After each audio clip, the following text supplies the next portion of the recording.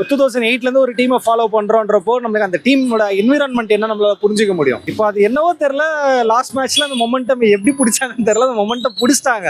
ராமகிருஷ்ண கோஷ்னு உள்ள ஒரு பீஸ்ட் ஒன்றும் ஒழிச்சு வச்சிருக்கோம். நம்ம அது எப்போ இறக்கி விட போறோம் தான் தெரியல. அது ரொம்ப நாளா அது ஒரு மகாராஷ்டிரால ஒரு பீஸ்ட்டை வாடகைக்கு எடுத்துட்டு வந்து இங்க உட்கார வச்சு 2 சீசனா உட்கார வச்சிருக்கோம். அதை இறக்கி விட்டா பவர் பிளேல பயங்கரமா இருக்கும்ன்றது அஸ் அ ஃபேன் ஃபீலிங். நான் நான் ரொம்ப நாளா அவரோட டொமஸ்டிக்கை நான் ரொம்ப நாளா ஃபாலோ பண்ணிட்டு இருக்கேன். கேட்டா ஒரு ஹிட்டர் வேற, பேட்ஸ்மேன் வேற. நம்ம சும்மா ஒரு பிளேயரை எடுத்து 3 வருஷம் சும்மா உட்கார வைக்கிறது ஜஸ்டிஃபை கிடையாது. ஏன்னா நம்ம அப்படிதான் சம்மர் ரிவ்யூ பண்ணோம். இப்போ அவர் டெல்லிக்கு போயிட்டு அவர் வேற மாதிரி ஒன்று பண்ணிட்டு இருக்காரு.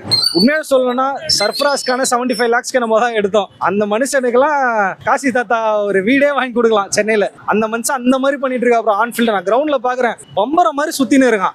ஃபர்ஸ்ட் 3 மேட்ச்ல கொண்டு வந்து தான் நமக்கு ரிசல்ட்டே டர்ன் அரவுண்ட் ஆயிருக்கும். அவர் பால் அடிக்க முடியல. ஆக்சுவலா ஃபர்ஸ்ட் ஒரு 3 மேட்ச்ல அந்த லீடர்ஷிப் டீம்ல இருக்க லீடர்ஷிப் ஸ்குவாட்ல ஒரு கம்யூனிகேஷனே இல்ல. இப்போ பாத்தீங்கன்னா சஞ்சு போலர்ஸ் கிட்ட பேசுறாரு, சர்ஃப்ராஸ் சுத்தி வந்துகிட்டு பயங்கரமா பண்ணிட்டு இருக்காரு. இப்போ சேப்பாக்ல ஆடுறாங்கன்றப்போ அந்த கேஎன்கே ஸ்டாண்ட்ல எண்ட்ல இருந்து போலிங் போட்டா அவ்வளவுதான், ஸ்பின் ஒண்ணுமே பண்ண முடியல.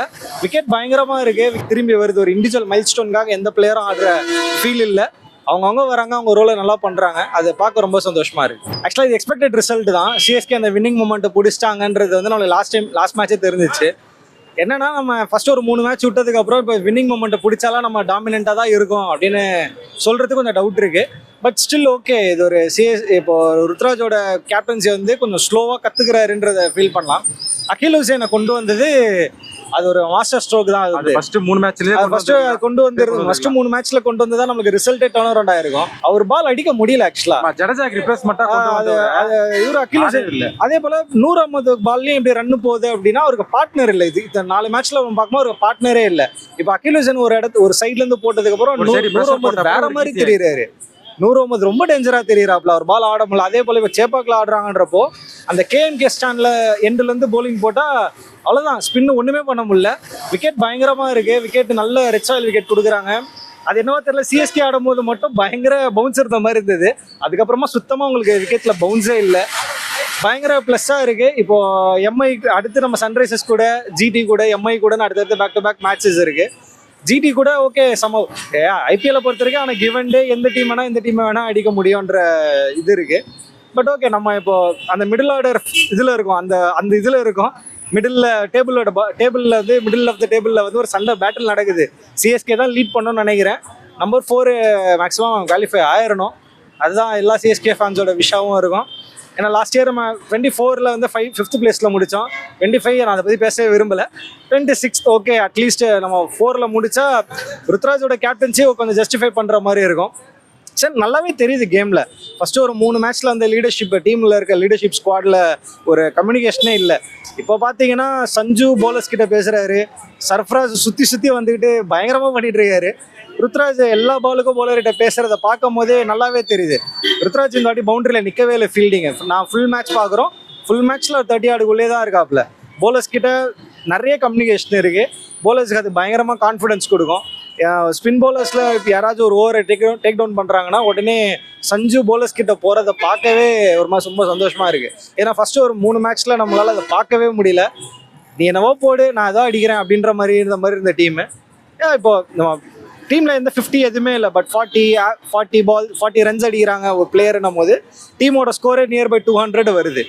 ஸோ அதுதான் சிஎஸ்கேவோ இதுக்கு முன்னாடி அப்படி தான் இருந்தது. இப்போ நம்ம மொயின் அலின்னு ஒரு பிளேயரை முன்னாடி வச்சிருந்தோம். அவர் இது வரைக்கும் பெருசாலாம் பர்ஃபார்ம் பண்ணல. 12 பால் 30, 19 பால் 40 இப்படி தான் அடிப்பாப்புல. ஆனால் டீமோட ஸ்கோரே மாறிடும். இப்போ தான் சிஎஸ்கே அந்த திரும்பி வருது. ஒரு இண்டிவிஜுவல் மைல் ஸ்டோனுக்காக எந்த பிளேயரும் ஆடுற ஃபீல் இல்லை. அவங்க வராங்க, அவங்க ரோலை நல்லா பண்றாங்க. அதை பார்க்க ரொம்ப சந்தோஷமா இருக்கு. ஓகே, 3 மேட்ச் தோத்தவனே சிஎஸ்கே அவள் தான் முடிஞ்சு அப்படின்னு சொல்லிட்டு இருந்தாங்க. இல்லை, ஆக்சுவலாக நானே போட்டேன். என்னோட சோஷியல் மீடியா பேஜ்லேயே வந்து இல்லை இந்த வருஷம் சாமிக்கு விட்டுருவோம் அப்படின்லாம் நானே போஸ்ட் போட்டேன். என்னன்னா வந்து அதான் நான் இப்போ சொன்னேன் இல்லையா, டீம் கிட்ட அந்த நம்ம அந்த கம்யூனிகேஷன் இருக்கும். நமக்கு கிளீனாக தெரியும். இப்போ எனக்கு தெரிஞ்சு 2008லேருந்து ஒரு டீமை ஃபாலோ பண்ணுறோன்றப்போ நம்மளுக்கு அந்த டீமோட என்விரான்மெண்ட் என்ன நம்மளால புரிஞ்சிக்க முடியும். என் டீம் என்ன பண்ணோம் அப்படின்னு ஒன்று தெரியும். அப்போ நம்மளுக்கு அது பண்ண முடியல, அது நடக்கலைன்னும் போதே தெரிஞ்சிருச்சு இல்லைட்டு. இப்போ அது என்னவோ தெரில, லாஸ்ட் மேட்ச்ல அந்த மொமெண்டம் எப்படி பிடிச்சாங்கன்னு தெரில, அந்த மொமெண்டம் பிடிச்சிட்டாங்க. பிடிச்சி பக்கா காம்பினேஷனாக இருக்காங்க. என்ன கேட்டால் இப்போ இந்த மேட்ச் வந்து நான் என்ன நினச்சேன்னா கல்லியில் உட்கார வைப்பாங்கன்னு நினச்சேன். பட் கல்லியில் ரொம்ப நம்பி இந்த மேட்ச் ஆட வச்சிருக்காங்க. ஏன் அது நல்ல டிவிடன்ஸ் கொடுத்துருக்கு. எதுக்கு டீமுக்கு நல்ல டிவிடன்ஸ் கொடுத்துருக்கு. நான் இன்னொன்று சொல்லுவேன்னா ராமகிருஷ்ண கோஷ்னு உள்ள ஒரு பீஸ்ட் இன்னும் ஒழிச்சு வச்சிருக்கோம். நம்ம அது எப்போ இறக்கி விட போறோம்னு தான் தெரியல. அது ரொம்ப நாளாக அது ஒரு மகாராஷ்டிராலேருந்து ஒரு பீஸ்ட்டை வாடகைக்கு எடுத்துகிட்டு வந்து இங்கே உட்கார வச்சு 2 சீசனாக உட்கார வச்சிருக்கோம். அவர் போடுற 140+, நேற்று நம்ம ஒரு மேட்ச் சன்ரைசர்ஸ் மேட்ச் பார்த்துருப்பீங்க, பிரஃபுல் அண்ட் உசைன் போட்டாங்க. இன்ஸ்விங்கர்ஸ்லாம் இப்போ இருக்க T20 கிரிக்கெட்டில் இன்ஸ்விங்கர்ஸ் பால் போட்டாலே மொத்த IPL டீமே என்னடா இது புதுசாக ஏதோ ஏலியன் மாதிரி பார்க்குறாங்க அந்த இன்ஸ்விங்கர்ஸ் பால் யாருமே பாடுறதில்ல. நம்ம ராமகிருஷ்ணா கோஷோட பெரிய ஸ்பெஷலே இன்ஸ்விங்கர்ஸ் தான். அது 140+ இன்ஸ்விங்கர்ஸ் தான்.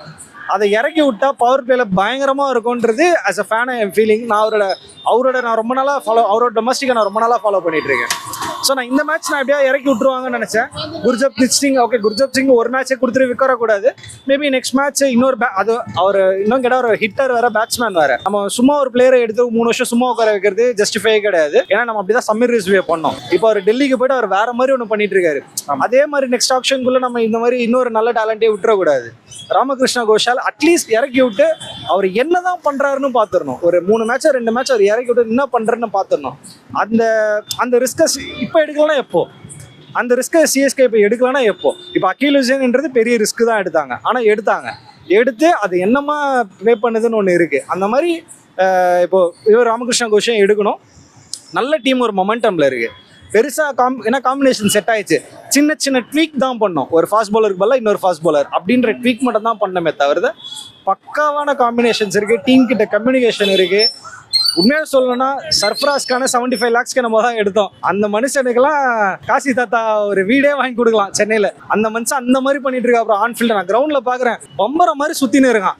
அந்த ஆளுக்கு என்ன வேணா கொடுக்கலாம் அப்படி மாதிரி இருக்கு. ஸோ டீமை பார்க்க ரொம்ப ஹாப்பியாக இருக்கு. Performance from the KKR team is worst, so we did not expected this. So I think they have to rechange or reconstruct the team, and they have to change the management. I think the Abhishek Nair, the head coach of the team, is not doing proper strategies in order to rebuild the team. I think we need to make Shane Watson as a head coach. I think he can give more insights and he can rebuild the team. And I think we have to make some good changes. I think we have to remove Ramandeep Singh from the team. We have to include Umran Malik in our team, right? And there are some changes. Instead of Finn Allen, I think we can get Tim Seifert so that he can perform well. And there are some other changes that we could potentially do so that we can do better in the upcoming matches. So at this point of time, I think we don't have much hopes that we can get into the top 4. But even if we get, if we structure our team in a proper manner, then I think there is a good amount of chances that we can get into top 4 and give best competition to the other teams. OG is back. OG is back. Dhoni ये match के लिए आने के लिए बहुत कोशिश की है. धोनी नहीं था तो थोड़ा डिसअपॉइंट हो गया हमें. ये बार हम नेक्स्ट मैच के लिए देखेंगे. धोनी आएंगे तो बहुत चेंजेस होंगे. टीम जो परफॉर्मेंस है वो माइंड गेम थोड़ा वीक है. माइंड गेम तो धोनी आने के बाद माइंड गेम जो है वो बढ़ जाएगा, परफॉर्मेंस बढ़ जाएगा. तो थोड़ा अभी डिफिकल्ट है क्वालिफाई करने के लिए, but they are chances to qualify if their Dhoni is back. So I think so it is some sort of chances to qualify. Dr. Sri Verma's Magic Care.